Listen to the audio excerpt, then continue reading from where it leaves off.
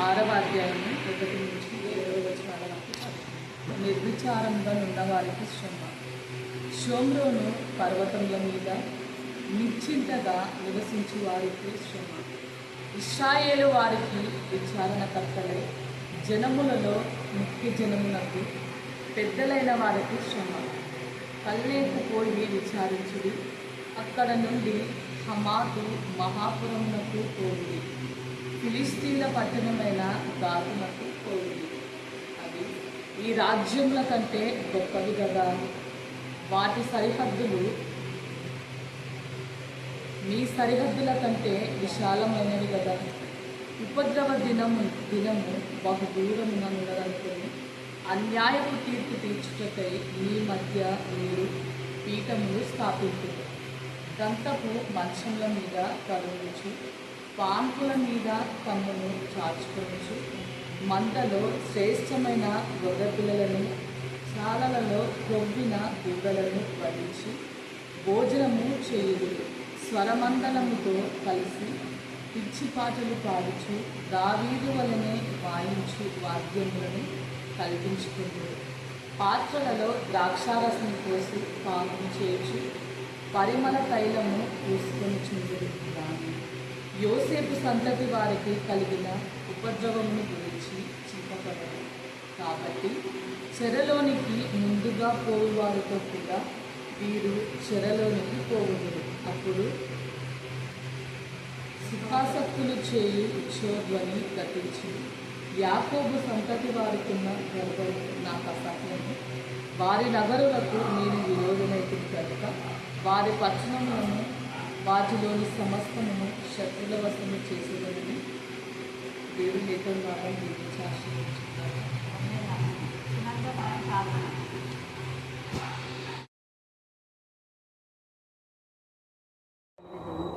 వందనాలు చెల్లిస్తున్నాం. మే మాసం అంతట్లో దేవుడు తన మహిమ గల రెక్కల చాటును ఉంచి దేవుడి కీర్తన 98.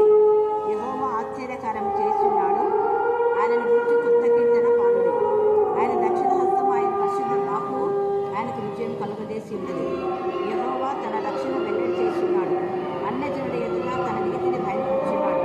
ఇశ్రాయేలు సంతతికి తాను చూపిన కృపా విశ్వాసతను ఆయన జ్ఞాపకం చేసుకుని ఉన్నాడు. భూదిగంత నివాసులందరూ మన దేవుడు కలుగజేసిన విషయం చూచుడు. సర్వభూజనులారా ఎదురు మధ్య ఉచ్చరించుడు, ఆర్భాటంతో సంతోషగానం చేయడే కీర్తనలు పాడు.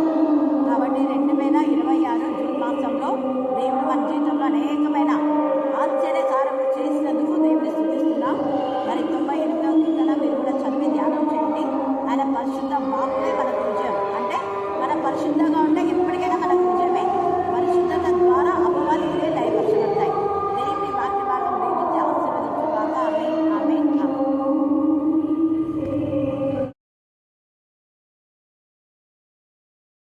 ఆయనను గూర్చి కొత్త కీర్తన పాడుడి. ఆయన దక్షిణ హస్తము, ఆయన పరిశుద్ధ బాహువు ఆయనకు విజయము కలుగజేసి ఉన్నది.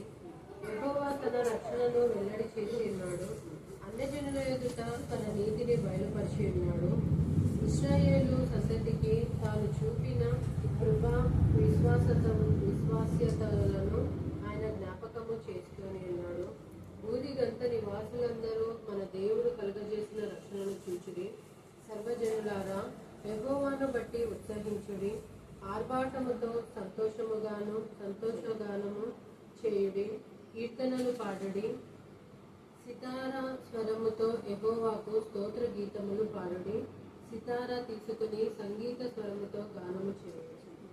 దేవుడి వాక్య భాగం దీవించి ఆశీర్వదించుగాక. ఆమేన్, ఆమేన్.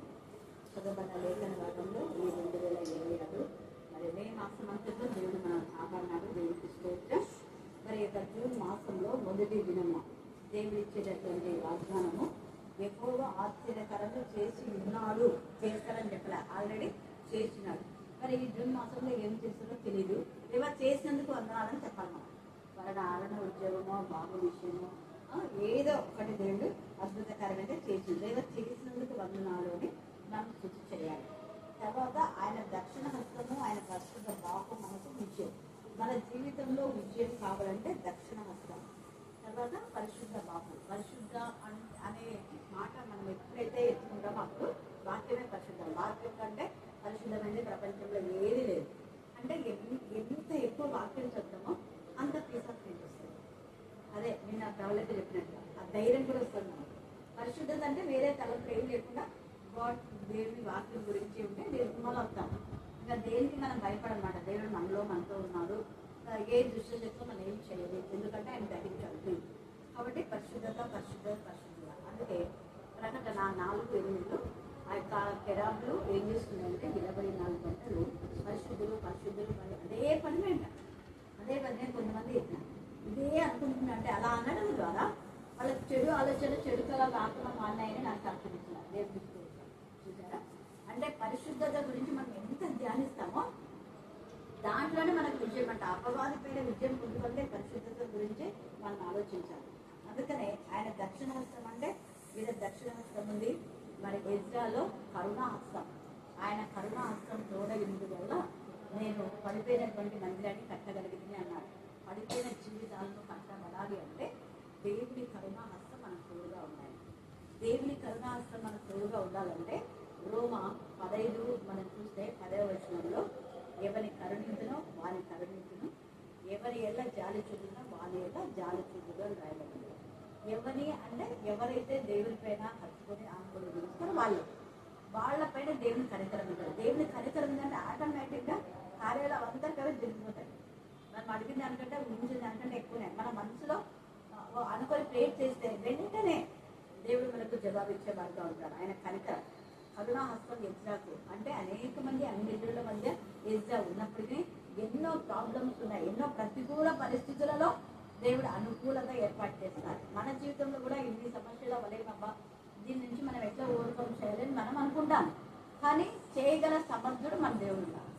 కాబట్టి ఆ వాక్యపు శక్తిలోనే వాక్యపు శక్తి, పరిశుద్ధాత్మ శక్తి, పునరుద్ధాన శక్తి, మరి అలాగా దేవునికి మహిమకరమైన విధానంలో మనం ఎప్పుడైతే ముందుకు వెళ్తామో ఆ శక్తులు అపవాది పైన ఉన్నటువంటి క్రియలు లైపరిచి అపవాది శక్తి కంటే ఆ శక్తి ఎక్కువైనప్పుడు మనం విజయం వస్తుంది.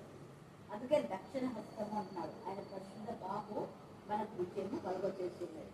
యెహోవా తన దక్షిణ వెల్లడి చేస్తున్నాడు, అన్యజనుల తన నీతిని బయలుపరిచినాడు.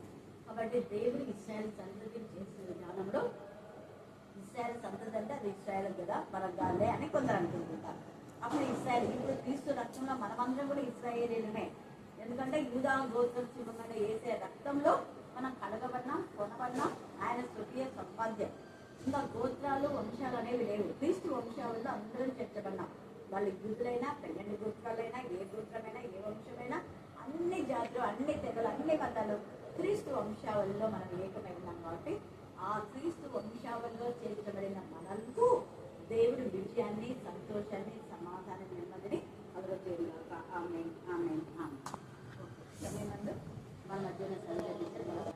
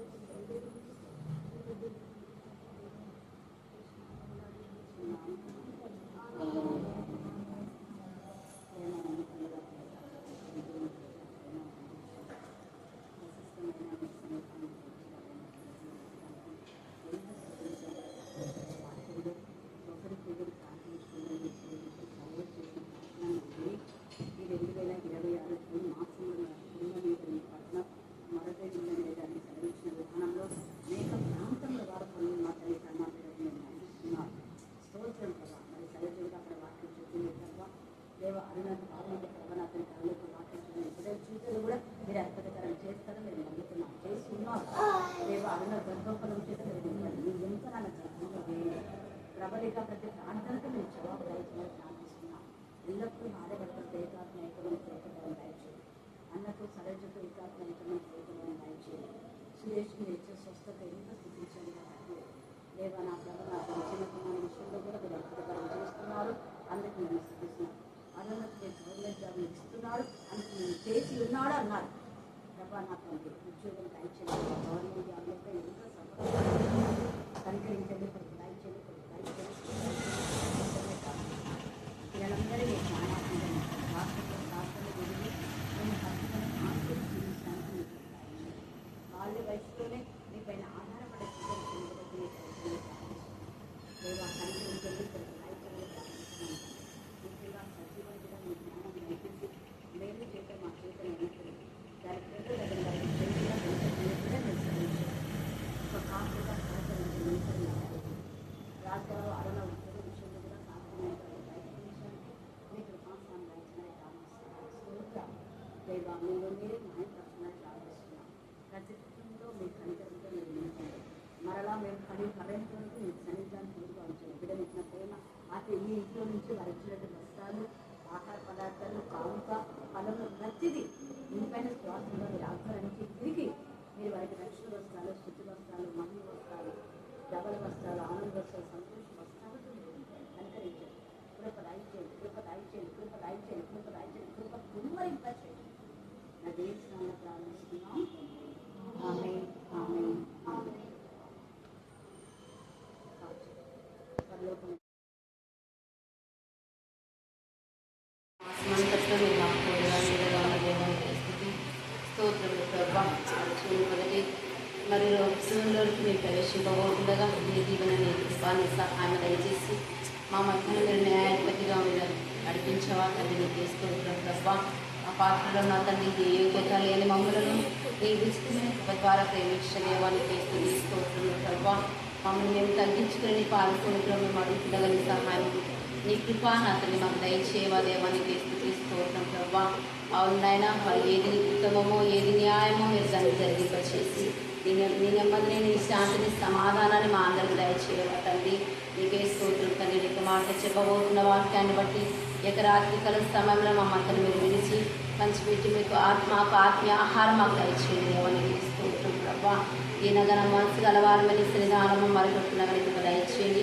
ఇక్కడ వచ్చిన ప్రతి కుటుంబాలకు నా తల్లి వారికి కావాల్సిన ప్రతి అవసరతలు అక్కడ తీర్చి నీ దీవెన నీ సహాయం నీ రెక్కల చాటున దాచిన ప్రభావ వారిని ఫలింపచేయండి దేవానికి స్తోత్రం తండ్రి. నీకు మాట చెప్తుండగా నా తల్లి నీకు మాటకు కావాల్సినటువంటి ఆరోగ్యం బలమును శక్తిని అనుగ్రహింపజేసిన ఆత్మీయ ఆహారం మాకు దయచేసిన తల్లి. నీకు మాటకు నోటికి బూరగా ఉండి మీరు మాతో మాట్లాడమని నీ వాక్యము చేత మమ్మల్ని ధైర్యపరచమని నీ వాక్యము చేత నడిపించమని నీ రెక్కల చాట మమ్మల్ని అందరినీ దాచుకొని నాయన నీవే మాకు సహాయకుడిగా ఉండి న్యాయాధిపతిగా ఉండి నా ప్రభా మా మధ్యన మీరుండి మీ కార్యం జరిగింపచేయమని సాతాను ప్రతి కుయుక్తులను దూరపరచిన తండ్రి మీరే మాకు తోడుగా నీడగా ఉండి మా యొక్క దుఃఖ దినములన్నిటిని సమాప్తి చేసి సంతోష గానంతో నీ సన్నిధికి రావడానికి నీకు దయచేయమని నిన్ను బట్టి నా తండ్రి కార్యమును బట్టి నిన్ను గురించి మేము సాక్ష్యం ఇవ్వడానికి నీకు దయచేయమని మా ప్రభువు ప్రియరక్షకుడైన నజరేయుడైన యేసు నామమును బట్టి అడిగి వేడుకొనిచున్నాం మా తండ్రి. ఆమేన్, ఆమేన్, ఆమేన్. ఫలింపచేయండి. వాక్యం మీరు మార్చండి. వాక్యం ద్వారా బలపరచండి, వాక్యం ద్వారా ధైర్యపరచండి, వాక్యం ద్వారా శక్తిమంతులుగా చేయండి, వాక్యం ద్వారా జ్ఞాన వివేకం దయచేసి నడవలసిన రోగులు మమ్మల్ని నడిపించమని ప్రార్థిస్తున్నట్టే వాక్యం ద్వారా ప్రతి దుష్ట శక్తులు దురాత్మల ప్రేతాత్మల సమూహం ఏసు నామములో గద్దించమని ప్రార్థిస్తున్నాం. దేవా నా తండ్రి మీ ముఖకాంతి ప్రకాశింపచేయండి. మీరు మధ్యాహ్నం వేళ నా ప్రభ నా తండ్రి సహోదరి మా తండ్రి మరి వరలక్ష్మి రెడ్డిని బట్టి నా తండ్రి ఆమె ప్రార్థన విన్నపం మా తండ్రి సహోదరు కృష్ణారెడ్డి యొక్క విజ్ఞాపన కూడా మీ కరుణాపీఠంలో ఎత్తిపడుతున్నాం. మీరు మేలు చేయబోతున్నందుకు మేము స్థుతిస్తున్నాం. దేవా ఇంతవరకు మీరు చేసిన మేళ్ళన్నిటికంటే మేము స్థుతిస్తున్నాం. శుక్రవారం అందు కూడా అనేక ఆత్మపై నడిపించేందుకు మేము స్థుతిస్తూ మమ్మల్ని మాత్రం మీ చుట్టకే సమర్పిస్తున్న దేశంలో ప్రార్థిస్తున్నాం తండ్రి. ఆమేన్, ఆమేన్, ఆమేన్. నిర్విచారంగా ఉన్న వారికి శ్రమ, శోభలోన పర్వతముల మీద నిశ్చింతగా నివసించు వారికి శ్రమ, ఇశ్రాయేలు వారికి విచారణ కర్తలై జనములలో ముఖ్య జనమునకు పెద్దలైన వారికి శ్రమ. ఇక్కడ శ్రమ శ్రమ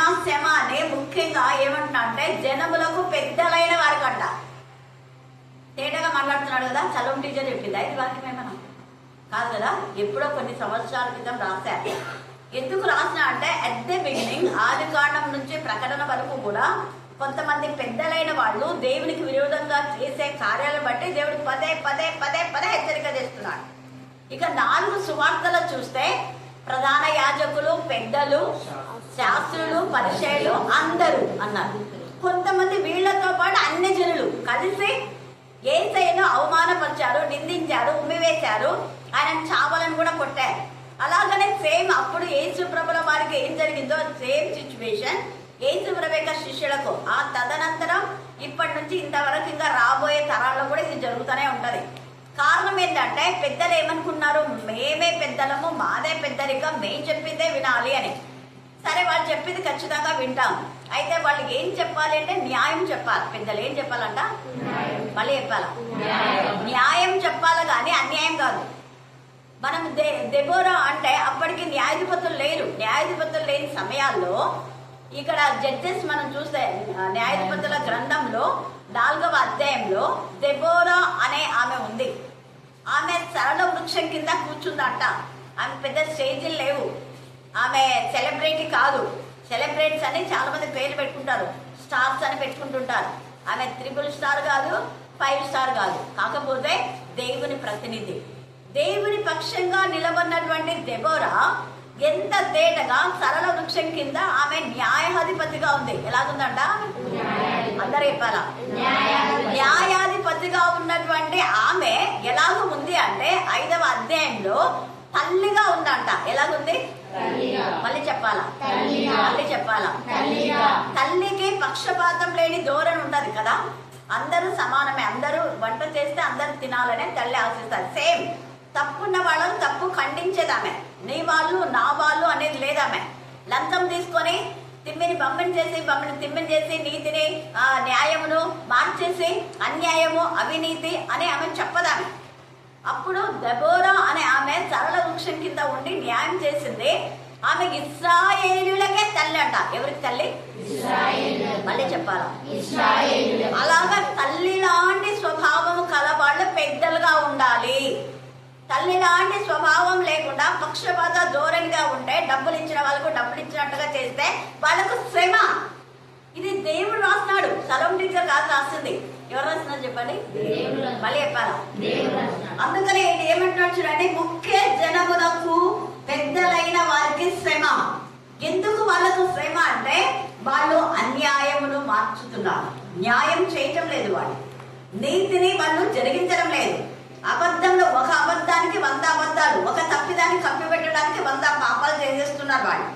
అందుకనే తిమోతిలో కూడా ఎవడైనా అధ్యక్ష పదవిగా ఆశించితే వాడు దొడ్డ పనిని ఆశిస్తున్నాడు. అలాంటి వాళ్ళు గర్భాంతరంగా ఉండకూడదు, గొడవలు పడకూడదు, పక్షపాతం చేయకూడదు, లంచం తీసుకోకూడదు, తిట్టిపోతు కాదు, తిరుగుబోతు కాదు, వదలబోతు కాదు, నిజాయితీగా ఉండే వ్యక్తి.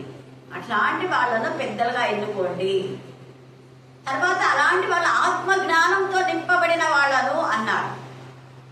ఎంత తేటగా రాస్తున్నాడు. ఏక పత్ని వ్రతులై ఉండాలి, పరిశుద్ధులై ఉండాలి, వారి నోట భూతులైన చెడ్డబాటు సరసోక్తులైనను రాకూడదు. ఇంకా చాలా ఉన్నాయి.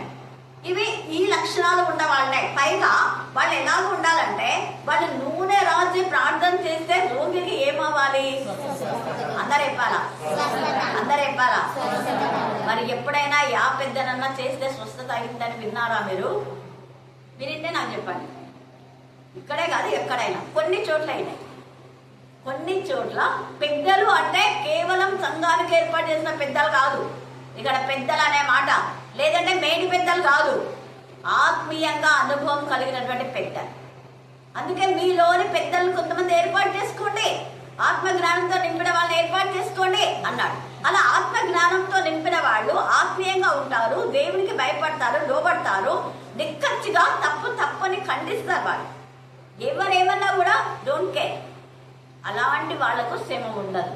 కానీ ఎవరైతే దేవునికి విరోధంగా నిశ్చింతగా ఉండి మాదే జరుగుతుందిలే, మేమే ఇంకా ఉండేది ఇక్కడ, ఇంకెవరు లేరులే అని అనుకునే వాళ్ళకు శ్రమ. ఈరోజు బాగుంటావు, ఒక్కరోజు శ్రమ వస్తుంది అని దేవుడు ముందే హెచ్చరిక చేస్తున్నాడు. ఒకవేళ ఇక్కడ నీకు శ్రమ రాలేదు అనుకున్నావేమో, కానీ ఎక్కడుంటుంది? నరకం. ఎందుకంటే నా క్షమించినాడు. నాబాలు చేసిన కృతజ్ఞత లేకుండా విశ్వాసఘాతకుడు. చేసిన మేళని మర్చిపోయినారు. మనల్ని కూడా ఒకప్పుడు చేసిన మేళన్ని మర్చిపోయినారు. వాళ్ళ ఇళ్ళలో ప్రేయర్ పెట్టించుకున్నారు, రోగాలు వస్తే ప్రార్థన చేయించుకున్నారు, అన్నీ చేయించుకుంటారు. మళ్ళీ విశ్వాసఘాతకులే అటు ఇటు పోయి అక్కడ ఒక మాట ఇక్కడ ఒక మాట. దేవుడు ఊరుకోడు అలాంటి వాళ్ళు. అందుకని నాబాలు కూడా డైరెక్ట్ గా దావీదు అనేది పని వాళ్ళతో అన్నాడు. ఎవరు దావీదు? అలాగా ఇలాగ అన్నాడు. అదే దావీదే వాళ్ళ పశువులను వాళ్ళ ప్రాపర్టీని కాపాడినాడు. వాళ్ళ ప్రాపర్టీని కాపాడిన దావీదుకు ఒక్క పూట భోజనం పెట్టడానికి దావీదేవాడు అన్నాడు. దావీదు కోపం వచ్చేసింది. వాళ్ళ వంశాన్ని నాశనం చేస్తాం పదా అన్నాడు. 400 మంది వెంట పెట్టుకొని వస్తుంటాయి. పనివాడు చెప్పాడు, అమ్మగారు మన యజమాని మోటోడు, పెద్దోడే, కానీ ఏం జ్ఞానం లేదు, మోటోడు. ఇలాగ అన్నాడు మేలు చేసిన దావీదు. అవునా? అయ్యో నాకు తెలియదే. పదండి వెంటనే ఆమె దావీదు యొక్క అంత కోపం ఆగ్రహాన్ని అంతా ఆమె ఏం చేసిందంటే మాన్పేసి శాంతపరచు. అది మనం శాంతపరిచి సమాధాన పరిచయ విధానంలో ఉన్నామా, గొడవలు పెట్టడానికి కారకులం అవుతున్నామా? అక్కడ దావీదు అయితే ఈమెను బట్టి క్షమించేసాడు అంటాడు. నేను సరే నువ్వు వచ్చినావు కదమ్మా, నేను క్షమించేస్తా. కానీ దేవుడు క్షమించినాడా? క్షమించాడు. వెంటనే దేవుడు మొత్తేశాడు. మరుసటి రోజే ఆమె అప్పుడు చెప్పకుండా వెళ్ళిపోయింది.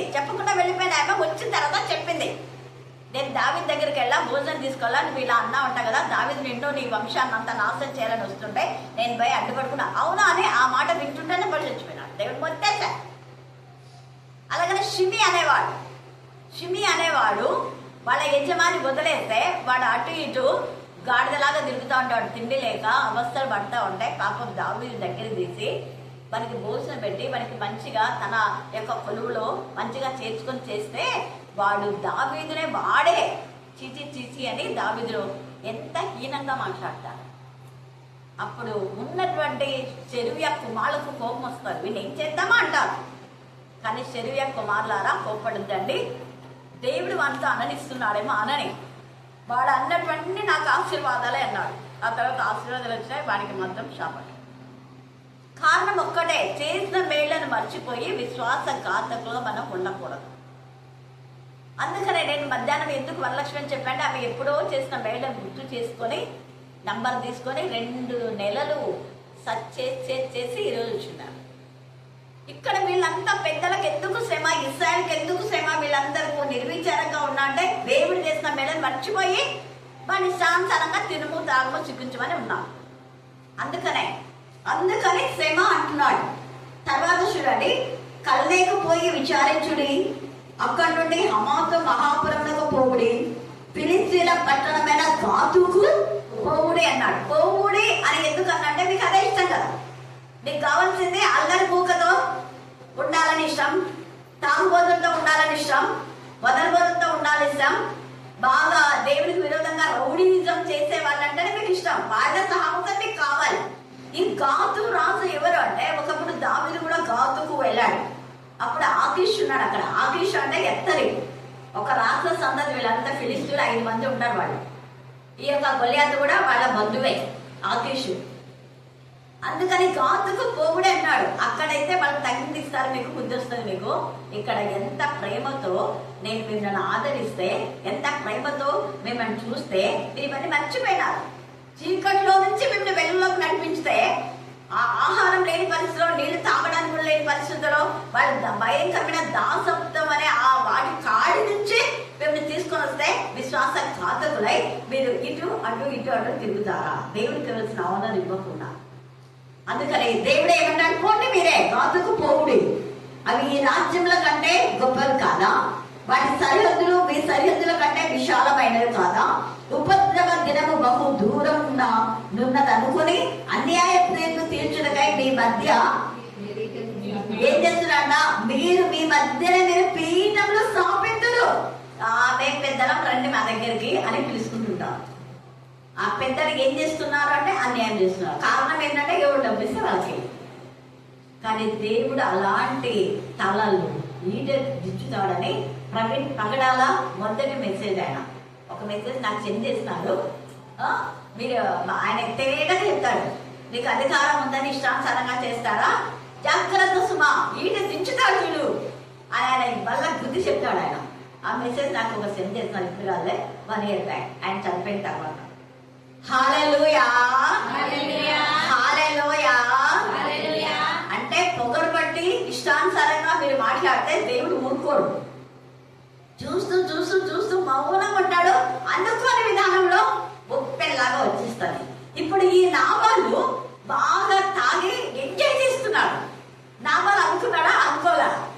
ఈమె వచ్చి అడిగారు చెప్పేసరికి ఎవరు ఆయనను తమ్మలేదు, చంపలేదు, పొడవలేదు. ఆయనే భయపడి గుండె వగి చచ్చిపోయినాడు. గుండె నొప్పులు వచ్చేది ఇందుకే. గుండె నొప్పి ఉండే వాళ్ళు బ్రతకంతా ఎలా బ్రతకాలి చెప్పాలంటే సునంత కరెక్ట్. ఎట్లా బ్రతకాలా? భయంతో ఎప్పుడు చేస్తాడో ఎప్పుడు పోతాడో తెలియదు. అందుకనే దేవునికి లోబడండి అంటాడు. లోబడే వాళ్లకు దేవుడు ఆశీర్వాదాలు ఉన్నాయి. లోబడని వాళ్ళకి ఏమున్నది? శ్రమ. అందుకే లోబడని వాళ్ళకు శ్రమ అని మళ్ళా పరిశుద్ధాత్మ దేవుడే మాట్లాడతారు. యెషయా 30లో తేటగా మాట్లాడతారు. ఆ తర్వాత ఇక్కడ మనం చూస్తే ఈ మాట మాట్లాడే సరిహద్దులలో ఎంత చక్కగా చెప్తాడు. ఉపద్రవ దినం బహు దూరంగా ఉన్నది మీరు అనుకొని ఏం పర్వాలేదులే, మేము ఎంత చెప్తే అంతేలే అని అనుకొని అన్యాయం తీర్పు తీరుస్తారా? చూసారా, ఆమోసులు అన్ని ఇవే ఉన్నాయి.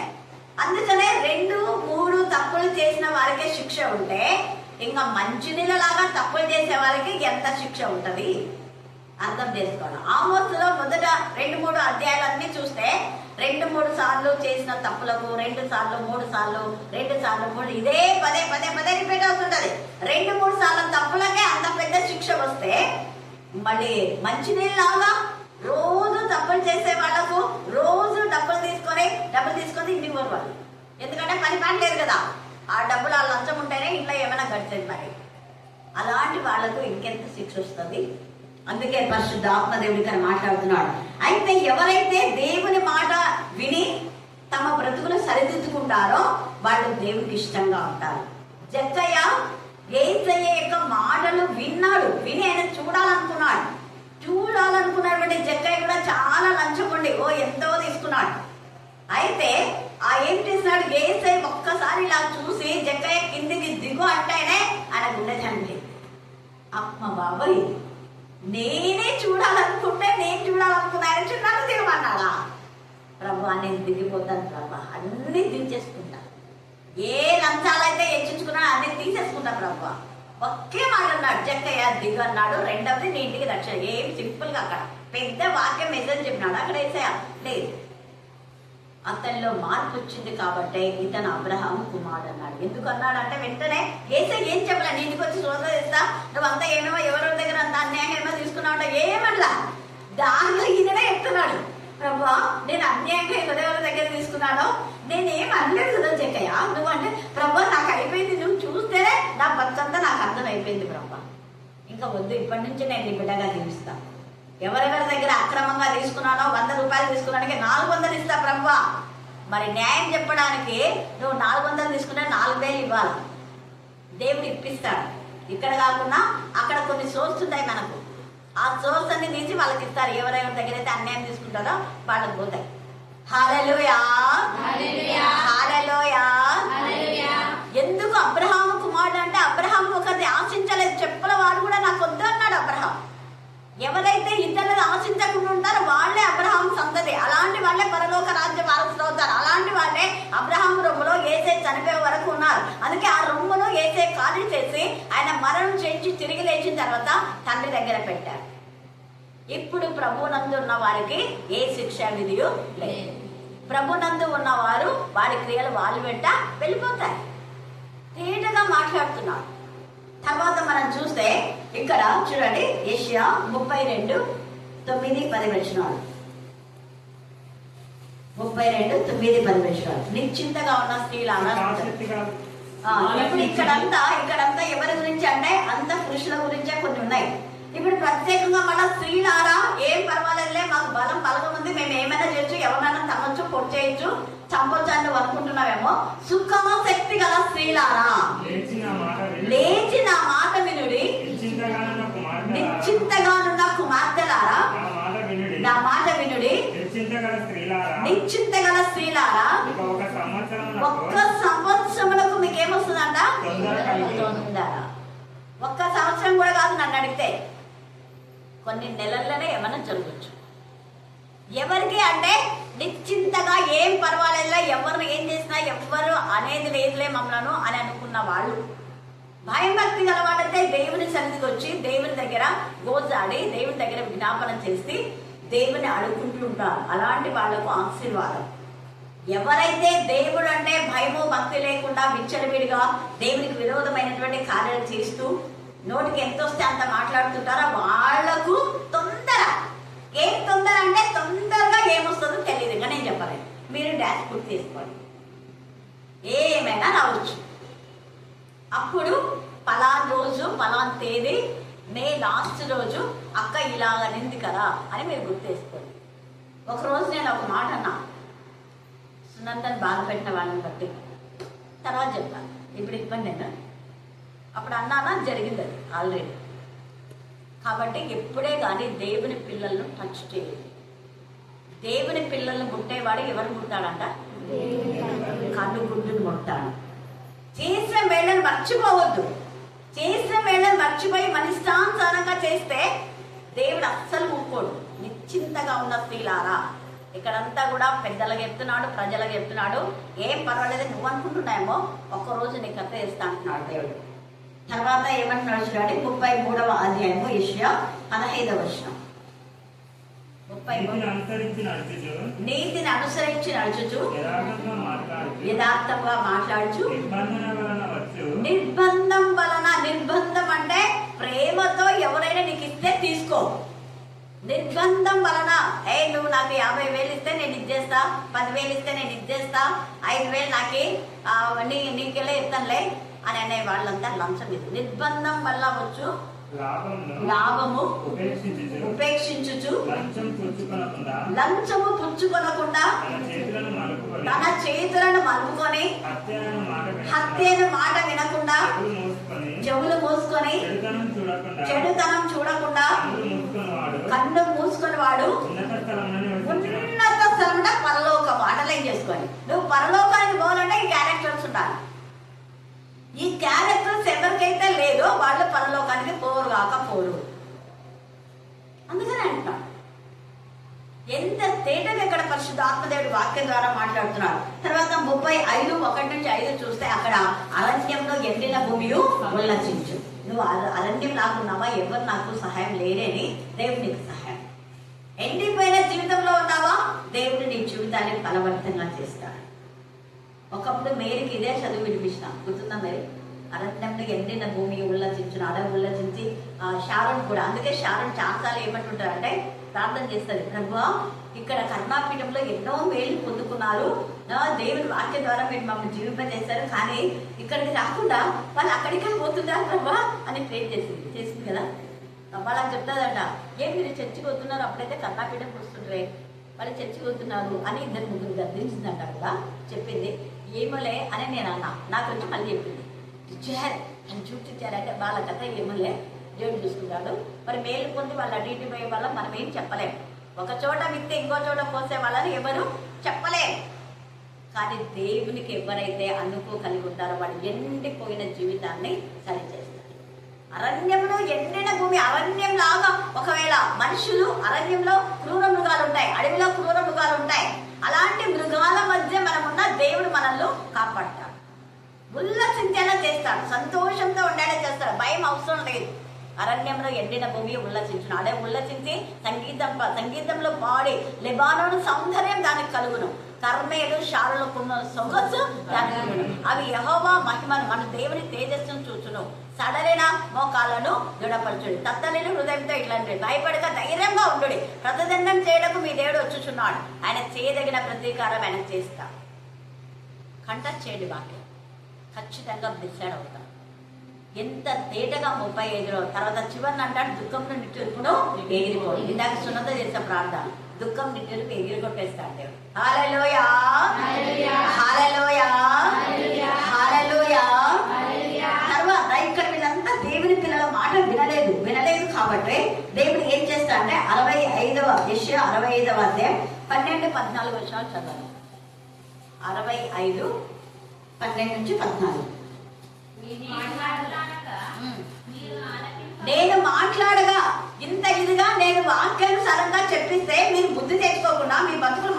చేయకుండా మళ్ళీ ఎక్స్ట్రా మాట్లాడతారా మీరు? అది ఉంది ఈడ. నేను మాట్లాడగా మీరు ఏం చేయరు? ఆలకింపరు. నా దృష్టికి ఆలకింపకుండా మళ్ళీ చెడ్డదైంది మీరు మాట్లాడుతున్నారా? వాక్యం ద్వారా మిమ్మల్ని గద్దిస్తే దేవుని పిల్లలు గద్దింపులకు లోబడి బ్రతుకులు మార్చుకోకపోవడం ఒక ఎత్తు అయితే, మళ్ళీ మా గురించి ఇలా చెప్తున్నారని మళ్ళీ దెప్పి పొడిచే మాట మాట్లాడతారా? ఎంత బాగుంది. ఇందరి మీనింగ్ చాలా ఉంది ఇక్కడ. నాకు ఇష్టం కానిదాన్ని కోరితిరి. దేవునికి ఇష్టమైంది న్యాయం.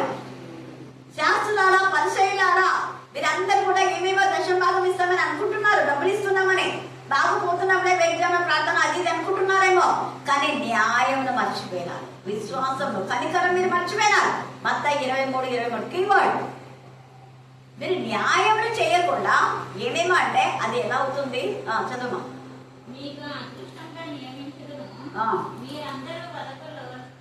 మీరందరూ దేనికి లోనవుతారంట? వదకు లోనవుతారు. కావున ప్రభువుకు యెహోవా సెలవిచ్చినదేమనగా ఆలకించుడి. నా సేవకులు ఏం చేస్తారంట? భోజనం చేస్తారు. ఎక్కడ? ఆయన బల్ల దగ్గర. పరలోకంలో భోజనం చేస్తారు. తర్వాత మీరు ఆకలి కొంటారు. ఆకలి కొంటారు అనే మాటలకు ఇన్నర్ మీనింగ్ ఏముందంటే, ఏ తినాలన్నా తినలేరు. స్వీట్ తినాలన్నా ఏదో ఒకటి భయం, కొంచెం ఉప్పు ఊరగాయ తినాలని ఇష్టం ఉంటుంది, తింటే బీపీ, షుగరు, ఇంకేంటి కడుపు నొప్పి, ఇంకా అది ఇది ఏమో ఉంటాయి కదా. అందుకని ఇక్కడ చూడండి, నా సేవకులు తింటారు, మీరు మాత్రం అంతే. ఆ తర్వాత నా సేవకులు పానం చేసేదారు కానీ మీరు తప్పికొనేదారు. నా సేవకులు సంతోషించేదారు కానీ మీరు సిగ్గుపడతారు. ఈ రోజు విర్రవీగి మాట్లాడితే సిగ్గుపడతారు. తల వంచుకున్న తల దించుతాడు దేవుడు, వంచుతాడు.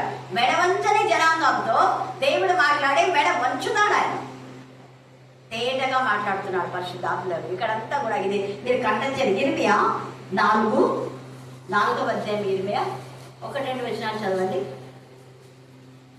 ఇర్మియా 4. ఇదే యెహోవా వాక్కు. ఇశ్రాయేలు నీవు తిరిగి రానుద్దేశించిన ఎడల నా యొద్దకే రావలెను. ఇటు అటు అనేది అండర్లైన్ చేసుకోండి. దేవుని మేలులు ఎక్కడ పొందాం అక్కడికే రావాలి, మళ్ళీ అక్కడిక్కడ కాదు. నేను పోను అక్కడిక్కడ. నేను పోతాను. ఎప్పుడు పోతా? చర్చిలో పోతాను, ప్రేయర్ చేసుకుంటా. నా మటుకు నేను ఎవరైనా అక్కడ ఉంటే వాక్యం చెప్పుకొని వీడియోస్ పెడుతున్నాను. మీకు చాలా మంది చెప్పారు, అక్క రోజు పోయి మాకు పెట్టాక చర్చిలో చెప్పి వాక్యము వీడియోస్ అంటున్నారు. అంటే ఆడ చెప్పింది వాక్యం, ఈడ చెప్పింది వాక్యమేమో. కాకపోతే నేను కొంత దేవుని మందిరంలో నాకు ఏదైనా ప్రేరేపణ వస్తే అలా చెప్పి నీకు 5 నిమిషాలు పెడుతుంటాను అంతే. లేదా ఒక ఎవరన్నా చెప్పి పెట్టాక మాకు నువ్వు రమ్మంటే రాకుండా అంటే ఇక్కడ ఉంది కదా, ఇక్కడ ఉంది, రండి మీరు. వినవలసిన వాళ్ళు ఇక్కడికి రండి అంటే మళ్ళీ అలా రా. చూడండి, మనల్ని ఇరకాటంలో పడతారు. ఏమి ఎవరికెందుకు భయపడి, ఇంత ఆశ ఉన్నప్పుడు రావచ్చు కదా. ఇట్లా ఉంటారు. మన ఇటు అటు తిరిగే పరిస్థితి వద్దు. మళ్ళీ చెప్తున్నా, నేను ఇక్కడ ప్రేయర్ లేకపోతేనే, నేను ఉన్నప్పుడు పోయి చర్చిలో వాక్యం చెప్తున్నానా? లేదు. ఇక్కడ లేకపోతే లేని టైం, ఉన్న టైంలో మీరంతా ఏకీభవించాలి. మళ్ళీ చెప్తున్నా, ఉన్న టైంలో ఇక్కడ కాకుండా వేరే చోటుకి పోతే దేవుడు మిమ్మల్ని లెక్క అడుగుతాడు. దేవుడు అడుగుతాడు, నేను అడగాను. ఎవరు అడుగుతాడు లెక్క? మళ్ళీ చెప్పాలా? లెక్కలు అడుగుతాడు. నన్ను కూడా అడుగుతాడు దేవుడు లెక్క. ఏం లెక్క అడుగుతాడు?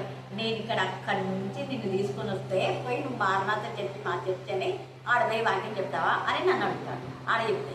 కానీ ఒకసారి నేను అడిగిన, ఎప్పుడు? ఆదివారం. 2 years ఆదివారం పైన అడుగుతున్నా. మరి నేను ఆదివారం చర్చికి రాలేదు. ప్రతి ఆదివారం పోయి అక్కడ వాక్యం చెప్తాను. 2.5 years. అదే నాన్న ఉద్దేశం. నాన్న చెప్పమన్నాడు కాబట్టి అన్న ఏదో ట్రైన్కి ఎక్కడికి వెళ్ళిపోయినాడు. అప్పుడు 2 years చెప్పినాను. 2.5 years. తర్వాత గురువారము అక్కడ KGBలో, ఇంకొక ఇక్కడ మంగళవారం, ఇక్కడ మంగళవారం, అక్కడ గురువారం. కానీ ఇప్పుడు ఇక్కడ ఉంది కదా, ఉన్నప్పుడు పోదు. ఎప్పుడైనా అకేషన్స్ ఉంది, బర్త్డే, వెడ్డింగ్ డే ఉంటే ఎవరినైనా ఇక్కడ పెట్టి కానీ పోతా. కానీ ఊగా నా మటుకు నేను వెళ్ళి నింపాలి ఉండకూడదు. దేవుడు లెక్క అడుగుతాడు. ప్రతి ఒక్కరు లెక్క అందరూ నన్ను అందరూ. కాబట్టి మన లెక్కలు సరి చేసుకున్నాం. ఇక్కడ తేటగా మాట్లాడుతున్నాడు. చదవమ్మా. ఇంకా ఇటు అటు తిరుగుట ఏం చేయాలంట? మార్కో. నేను ఎందుకు చెప్తున్నాను అర్థమైంది కదా. ఇప్పుడు ఇటు అటు తిరగడం. నేను ఒక వారం ఏంటి చెప్పి ఒక వారం మళ్ళీ ఒకటే అడుగుతున్నారు. మధ్యలేని అంటే రామను కన్నులకు వచ్చి వాక్యం చెప్పు, కన్నులు ఒకటే ఆంటీ ఎన్నిసార్లు ఫోన్ చూస్తుంటారు. బబ్బులు వాళ్ళ అత్తమ్మ అవుతుంది, కానీ అవ్వలే, అవైతే ఆంగ అత్తమ్మ అనమాట వరుస. ఇంకా అలాగే ఎంతమంది అడుగుతుంటారు. ఈమె కూడా వరలక్ష్మి అక్క మీరు కర్నూలుకి వస్తే ఎంతమంది అడుగుతున్నారు అక్క అంటే, కర్నూలులో చాలా మంది ఉన్నారమ్మా అని నేను అటు ఇటు తిరగడం కాదు, లేని టైంలో అంటే ఇక్కడ సమయం ఇస్తూ వేరే సమయంలో వాక్యం చెప్పాలి. అందుకే సమయమందు అసమయమందు ప్రభువును ప్రకటించే వారంగా మనం ఉండాలి. అందుకే ఇటు అటు తిరగడం వద్దు. ఆ తర్వాత హేయ క్రియలను నా సన్నిధి ఎంత, అందుకే పొద్దున నేను ఎందుకు చెప్పాను ఇప్పుడు అర్థమైందా? హేయ క్రియలు చేసేవాళ్ళు దేవుని సన్నిధిలో రాకూడదు. హేయ క్రియలు చేసేవాళ్ళు నా సన్నిధిని చేంజ్ చేయాలంట. చెప్పండి మళ్ళీ చదవండి గట్టిగా, అందరు చెప్పాలా? అందరు చెప్పాలా? తొలగించి హేయ క్రియలు తొలగించి అంటే హేయ క్రియలు చేసే వ్యక్తులు ఇక్కడ ఏం చేయకూడదు. అది అర్థమైంది కదా? తర్వాత ప్రసంగి 5లో మనం దేవుని మందిరానికి వచ్చేటప్పుడు ఏం చేయాలి? మన ప్రవర్తన సరే చేసుకొని రావాలా, సరే చేసుకోకుండా కాదు. అక్కడ సుంకరి బయటనే ఉన్నాడు, బయటనే ఉండి క్షమాపణ పొందిన తర్వాత వచ్చింటాడు లోపలికి. అంతవరకు లోపలికి రాలా.